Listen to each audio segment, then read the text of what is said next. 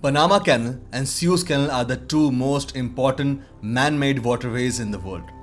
While the Panama Canal is revered for being an engineering marvel, Suez Canal is known for its geographic and strategic significance. Suez Canal was instrumental in causing two major battles, including one during World War II. On both occasions, Britain fought fiercely to maintain its control of the canal, though they had staunchly opposed the construction of the canal. Why is this waterway so important? Watch the video to find out why. Let's also learn about the incident when many ships got trapped in the Suez Canal for as long as 8 years. The trade relations between Europe and Asia go back many centuries. Most of the trade happened via the sea. But the Europeans had to travel around the tip of Africa to reach important Asian trade destinations of India and China. However, this meant months of travel. So it was important to find a shortcut connecting Europe and Asia.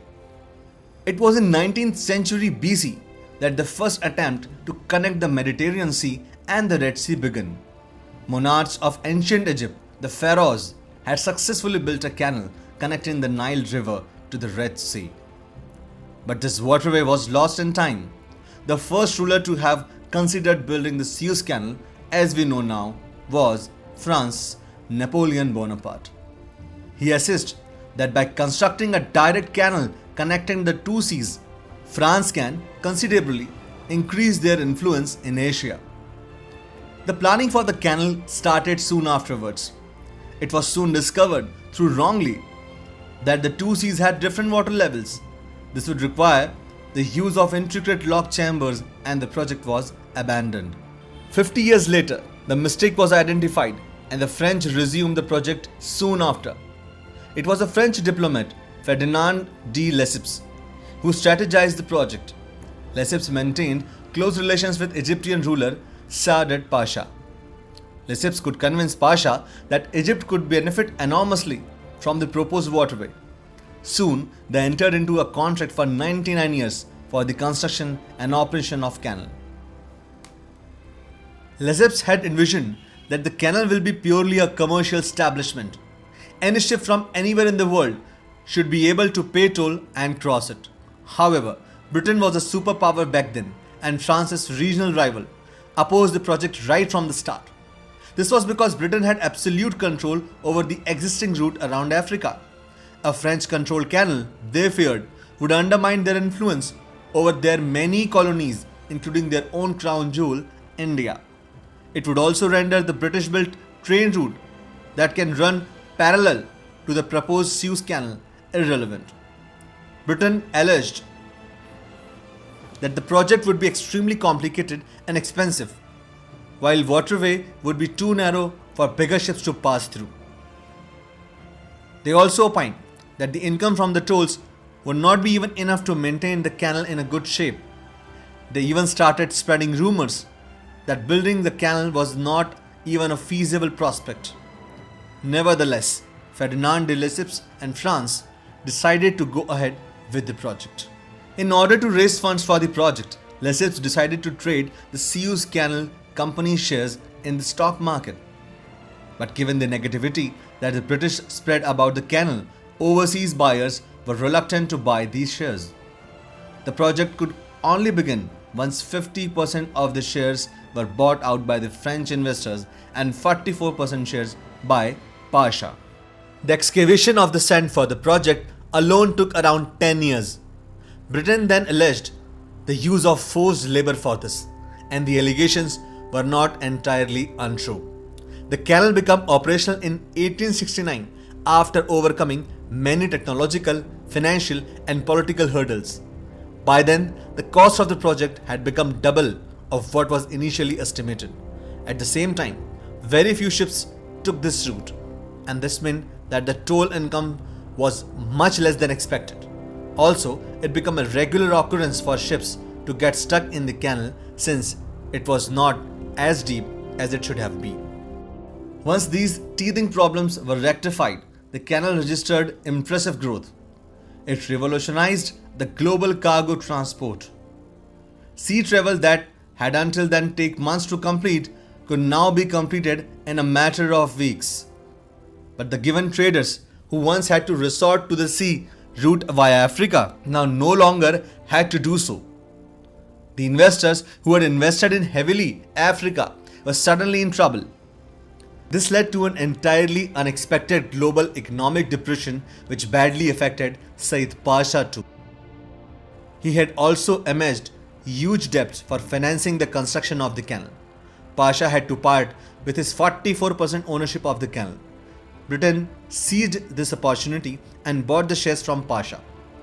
Once the control of the canal shifted entirely into the hands of Britain and France, the traffic through the route improved significantly. At the same time, the Egyptians who feared over Western influence over their territory started revolting against the canal.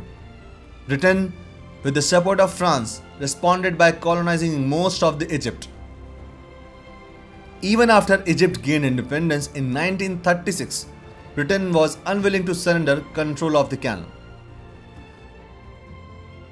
The canal remained under the control of France and Britain during the World War II, under the leadership of iconic German general Erwin Rommel. The Axis powers had made concerted efforts to seize control of Egypt and control. Italy and Germany estimated that by seizing control of this strategic route, the cargo movement to Britain could be disrupted. But Britain quashed this attempt with American support. Once the 99-year contract on the canal ended, Egypt demanded that the control of the canal be returned to them. France and Britain agreed reluctantly. The then Egyptian president Abdel Nasser then nationalized the canal. He then banished the movement of Israeli ships through Suez Canal as well as Straits of Tiran. Enraged Israel invaded the Sinai Peninsula, resulted in a full-fledged war among two countries. On the pretext of mediating the conflict, Britain and France sent across their own armies to the area. The motive was, of course, to take back the control of the canal. Eventually, UN had to intervene to reinstate the matters to its initial state. But the peace did not last long. In 1967, Israel invaded the Sinai Peninsula once again. Egypt stood firm on their stance of not letting Israeli ships pass through the canal by blocking the entrances. They sank down their own ships and lined the passage with mines. This went on for the next 6 years. In 1973, on Yom Kippur Day, Egypt crossed the Suez Canal and attempted to recapture Sinai. But this was in vain and Egypt was pushed back with a counter-crossing of Suez Canal. It took another UN intervention for both the countries to retreat back to their original boundaries. Though the war was ended in 1973, it took another 2 years of the canal to reopen after the wreckage and the mines were finally dealt with. When the war started in 1967, 15 ships got trapped in the canal. It took 8 long years before the ships could finally be moved out. By then, the ships had even started accumulating rust. In the years when the canal remained closed, world cargo trade witnessed a 20% of decline. Today, Egypt retains the control of the canal and the ships from any country can pass through upon the payment of a toll. Since no locks are needed, as in the case of Panama Canal, huge ships can easily pass through. Only the enormous super tankers will find it impossible to pass through this waterway. Ships pay hundreds of thousands of dollars in toll for each passage across the canal. Egypt receives more than $6 billion in income via the canal.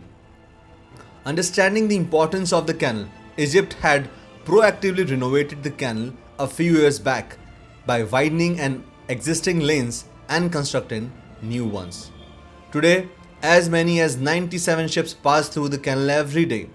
Egypt now plans to boost the country's economic growth by constructing huge economic zones and IT parks along the canal. They estimate over 35% of country's economy will soon be contributed by the region alone. Egypt is today known as the gift of the Nile. It is certainly not the exaggeration to say that in the future, it may be very well be called the gift of the Suez Canal.